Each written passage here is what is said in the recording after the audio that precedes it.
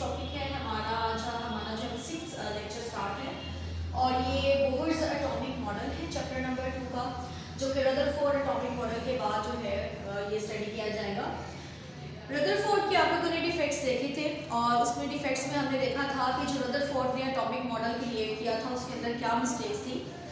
कि रदरफोर्ड ने हमें ये कहा था कि इलेक्ट्रॉन्स जो हैं वो कॉन्टीन्यूअसली मूव करते हैं, रिवॉल्व करते हैं और अल्टीमेटली जो है वो फॉल हो जाते हैं न्यूक्लियस में। ये हमने पढ़ा था कि इलेक्ट्रॉन्स कॉन्टीन्यूअसली मूव कर रहे हैं, दे इमिट और रिलीज एनर्जी कॉन्टीन्यूअसली। ये रदरफोर्ड का एक डिफेक्ट था।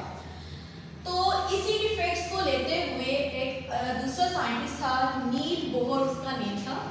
और नील बोहर के बारे में मैं आपको बताती चलूँ। नील बोहर जो था वो स्टूडेंट था रदरफोर्ड का और उसने रदरफोर्ड के डिफेक्ट्स को देखते हुए अपना एक एटॉमिक मॉडल प्रपोज किया।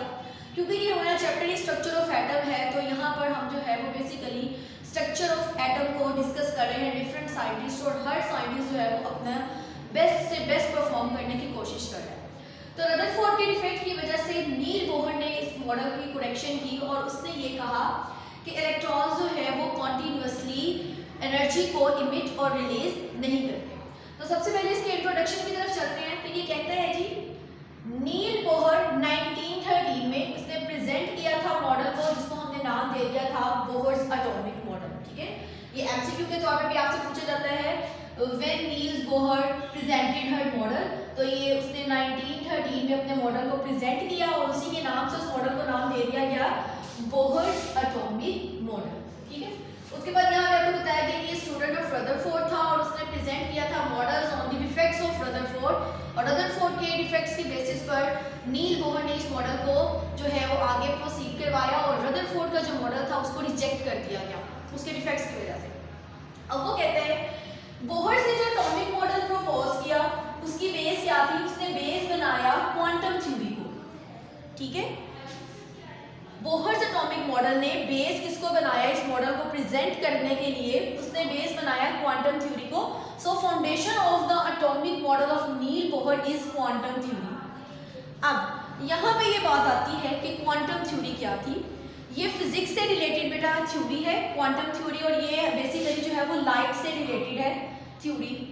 और इसको प्रेजेंट किसने किया था क्वांटम थ्योरी को? मैक्स प्लांक एक साइंटिस्ट था जो कि लाइट के ऊपर स्टडी करता था और उसने लाइट के ऊपर स्टडी करते हुए क्वांटम थ्योरी को प्रपोज किया था। ठीक है, अब क्वांटम थ्योरी क्योंकि इस मॉडल की बेस है, तो अब देखते हैं कि क्वांटम का क्या मतलब होता है।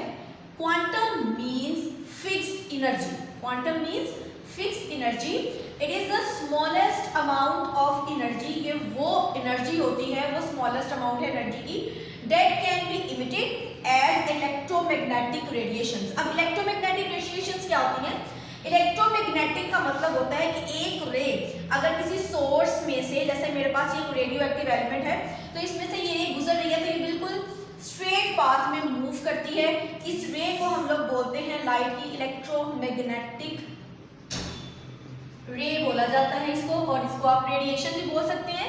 ये रे जो है, ये रे किसकी है? ये लाइट की रे है कि अगर किसी सोर्स में से लाइट निकल रही है तो वो स्ट्रेट पाथ मूव करती है, इसको हम इलेक्ट्रोमैग्नेटिक रे बोलते हैं।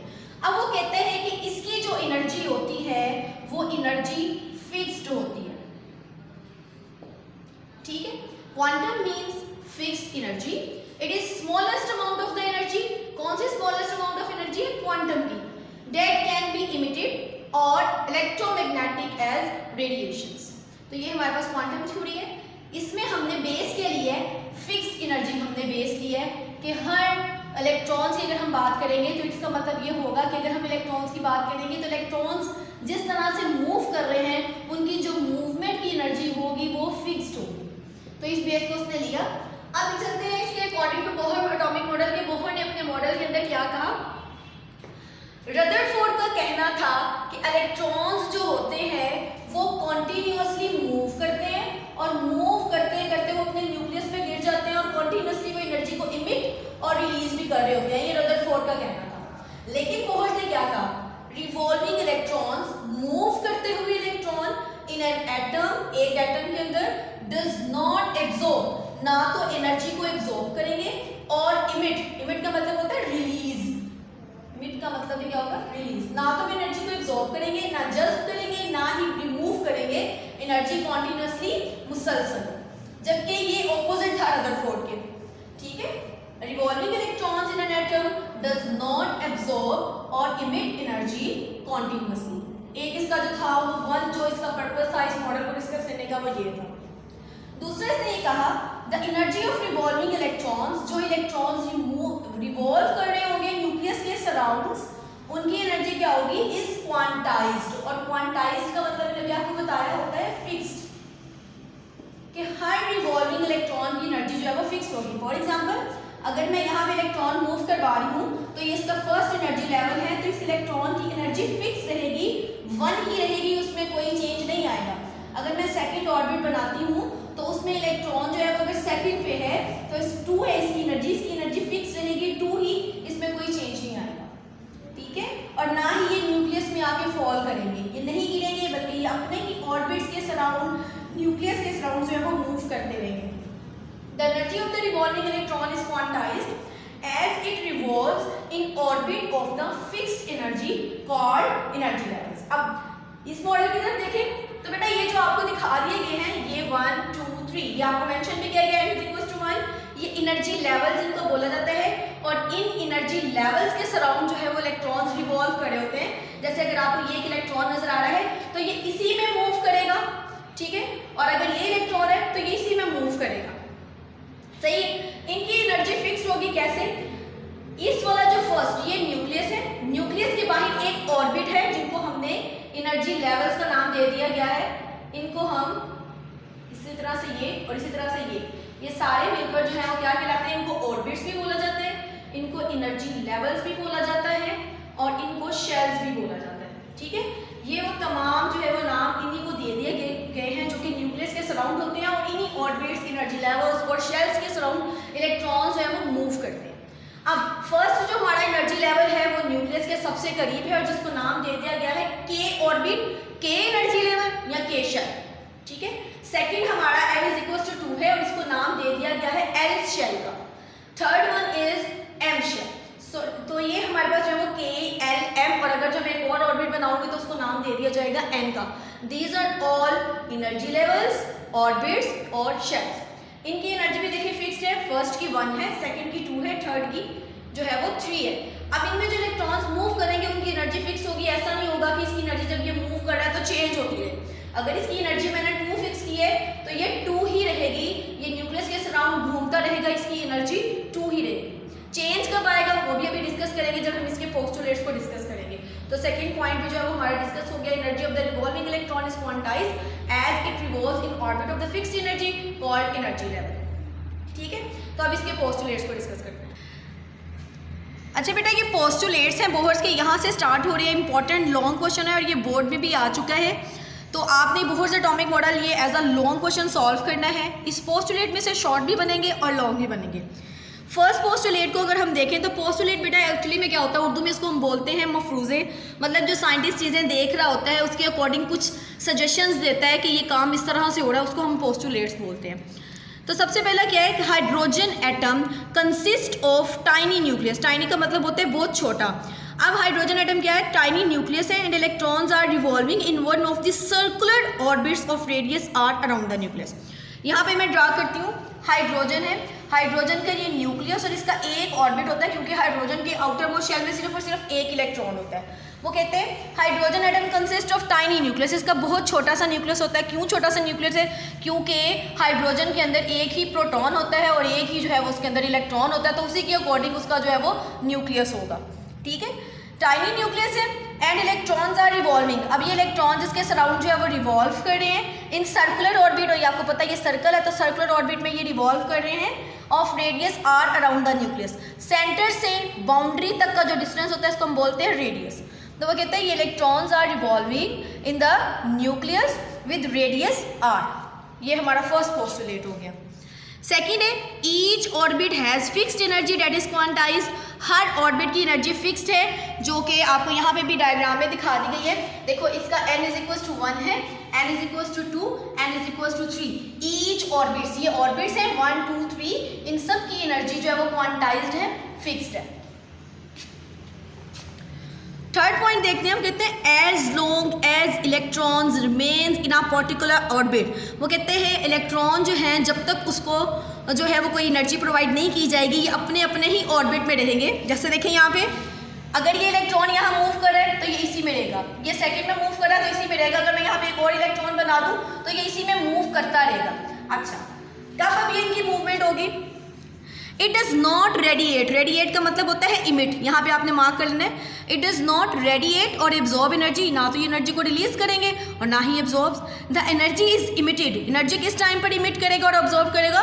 Only when an electron jumps from one orbit to an other orbit. ठीक है, यहाँ पे अगर देखो तो ये इलेक्ट्रॉन जो है वो अपनी ही इसी ऑर्बिट्स के अंदर ही रहेंगे। अब ये मूव कब करेंगे? जब इनको एनर्जी को इमिट और रिलीज कब करेंगे? जब ये यहाँ से इलेक्ट्रॉन जंप करके, यहाँ से मैं बनाती हूँ, यहाँ से इलेक्ट्रॉन जंप करके इधर आ जाएगा, या इस ऑर्बिट का इलेक्ट्रॉन जंप करके ऊपर जाएगा, तब ये एनर्जी को रिलीज और इमिट करेंगे। ठीक है, अदरवाइज जब इनको कोई भी चीज़ एनर्जी प्रोवाइड नहीं की जा रही तो ये एज इट इज अपने ही जो है वो इलेक्ट्रॉन्स के थ्रू मूव करते रहेंगे अपने ही ऑर्बिट्स के अंदर, ये ऊपर नीचे मूव नहीं करेंगे। जैसे अगर मेरे पास यहाँ पे सोडियम है तो सोडियम का अगर मैं शेल बनाती हूँ तो सोडियम इस टाइम तक अपने इलेक्ट्रॉन्स को मूव नहीं करेगा, लेकिन जैसे ही मैं इसके पास क्लोरीन लेकर आऊंगी तो ये रिएक्शन में आएगा, इसके इलेक्ट्रॉन्स जो है वो ऊपर नीचे मूव करना शुरू हो जाएंगे दोनों के। इस कंडीशन के अंदर जब ये सेपरेट हैं तो ये इलेक्ट्रॉन्स की मूवमेंट नहीं हो रही, इलेक्ट्रॉन्स अपने अपने ऑर्बिट्स में ही रिवॉल्व करते रहेंगे। ठीक है, कब रेडिएट करेंगे? जब उन्हें कोई एनर्जी प्रोवाइड की जाएगी। थर्ड पॉइंट दोबारा से देख लें, as long electron remains in the particular orbit does not radiate और absorb energy, the energy is emitted और absorbed only when electron jumps from one orbit to an other, एक orbit से दूसरे में आएंगे। अब यहाँ पे बात आ जाती है कि वो एनर्जी को इमिट कब करेंगे और रिलीज कब करेंगे। When an electron jumps from lower orbit to the higher orbit, it absorbs energy. क्या कह रहा है? When an electron jumps from lower orbit to the higher, तो ये इलेक्ट्रॉन है, ये इसका लोअर ऑर्बिट है, ये सबसे लोअर है, ये उससे जो है ऊपर वाला, ये उससे ऊपर वाला। तो अब देखो ये लोअर ऑर्बिट से इलेक्ट्रॉन मूव कर रहा है हायर ऑर्बिट की तरफ, तो ये एब्जॉर्प्शन ऑफ एनर्जी होगी, ये एनर्जी को एब्जॉर्ब करेगा। सेम वो एग्जांपल है कि अगर हमें जो है वो कोई चीज़, किसी चीज़ को ऊपर फेंकना है तो हमें फुल फोर्स लगानी पड़ती है अपनी, और हम एनर्जी को एब्जॉर्ब करते हैं और फुल फोर्स के साथ उस चीज़ को ऊपर फेंकते हैं। तो इसी तरह से जब ये ऊपर को मूव करेगा तो एनर्जी को एब्जॉर्ब करेगा, लेकिन जब हमें कोई चीज़ ऊपर से नीचे फेंकनी होती है तो हमें इतनी फोर्स नहीं लगानी पड़ती, हम जिस चीज़ को यू थ्रो करते हैं और वो नीचे आ जाती है, तो उसमें आपको एनर्जी नहीं लगानी पड़ती। तो ये केस होगा कि जब इलेक्ट्रॉन हायर ऑर्बिट से लोअर ऑर्बिट की तरफ आएगा तो एनर्जी को रिलीज करेगा। ठीक है, इसकी एनर्जी जो है वो रिलीज होगी। लोअर से हायर की तरफ जाएगा तो एब्जॉर्प्शन ऑफ एनर्जी होगी, हायर से लोअर की तरफ आएगा तो रिलीज ऑफ एनर्जी होगी। ठीक है, ये भी चीज़ आपने याद रखनी है। इसको इस तरह से जो है वो आगे उसने बता दिया गया है। And when it jumps from higher orbit to the lower orbit it radiates, energy radiates means emit और release. This change in energy del E is given by the following Planck's equation. यहाँ पे Planck's equation दे दी गई है, del E is equals to E2 minus E1 which is equals to HV। H is a Planck's constant है और V हमारे पास जो है वो फ्रीक्वेंसी है, ये आप लोग फिजिक्स में भी पढ़ोगे फ्रीक्वेंसी। देखिए अब यहाँ पे where h is a Planck's constant equal to, ये वैल्यू आपने याद रखनी है, एच की वैल्यू क्या होती है 6.63 × 10⁻³ जाउल्स सेकेंड। ये आपने मार्क कर लेना है यहाँ पे, ये शॉर्ट क्वेश्चन में भी और एमसीक्यू में भी पूछी जा सकती है। And v is the frequency of light, कि वो किस फ्रीक्वेंसी से लाइट जो है वो मूव करेगी। Fifth point, electron can revolve on in orbit of the fixed angular momentum MVR। Electrons जो है वो जब ये रिमूव करते हैं, रिवॉल्व करते हैं, तो ये जो इनका रिवॉल्व होता है सेंटर से, ये सर्कुलर मोशन होता है इसका एंगुलर मोमेंटम होता है, मूवमेंट को बोलते हैं circular movement is called the angular momentum. तो ये आपको वैल्यू दे दी कि MVR is equal to NH/2π, where n is the quantum number. n जो है वो क्वांटम नंबर होगा, जैसे आपको यहाँ पे दिखाया गया है, n is equal to 1, n is equal to 2, n is equal to 3, ये एनर्जी लेवल्स के नंबर है, क्वांटम नंबर। और orbits number having value 1, 2, 3 and so on. यहाँ तक आपका टॉपिक कंप्लीट होता है। नेक्स्ट पेज पे आपने क्या करना है, नेक्स्ट पेज पे बेटा ये आपको क्वांटम थ्योरी दी गई है, या आपने पूरी यहाँ तक हाईलाइट कर लेनी है। Quantum means fixed energy, it is the smallest amount of the energy that can be emitted और एब्जॉर्ब्ड एज इलेक्ट्रोमैग्नेटिक रेडिएशंस। इसको आपने एटॉमिक मॉडल में नहीं लिखना, ये एक सेपरेट शॉर्ट क्वेश्चन है। डिफाइन क्वांटम थ्योरी, तो ये आपको यहाँ तक बनता है। Quanta is plural of quantum.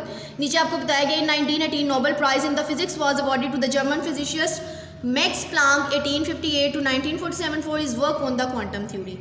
उसके बाद ये डिफरेंस है बेटा, ये लॉन्ग क्वेश्चन ये बोर्ड में आ चुके हैं, और जब आएगा तो आपने सिर्फ ये 4 पॉइंट्स ही लिखने हैं, इंपॉर्टेंट है। ये शॉर्ट भी आ सकता है, लॉन्ग भी आ सकता है।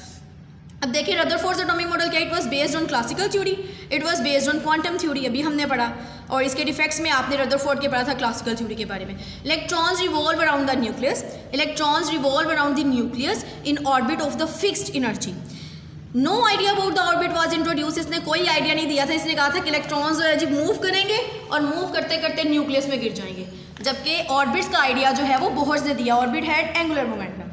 Atom should produce continuous spectrum, atom जो है वो कॉन्टीन्यूस स्पेक्ट्रम बनाएंगे, जो उसने डिफेक्ट्स में बताया था। लेकिन बोहर ने क्या कहा, atom should produce line spectrum. Atom should collapse, atom should collapse का मतलब है कि जब इलेक्ट्रॉन गिर जाएंगे तो एटम जो है वो डेड हो जाएगा, एटम जो है वो मूड चूर सा जाएगा, ख़राब हो जाएगा। और एटम शुड एग्जिस्ट, एटम जो है वो स्टेबल फॉर्म में रहेगा। यहाँ तक आपने करना है, टॉपिक आपका कंप्लीट हो गया।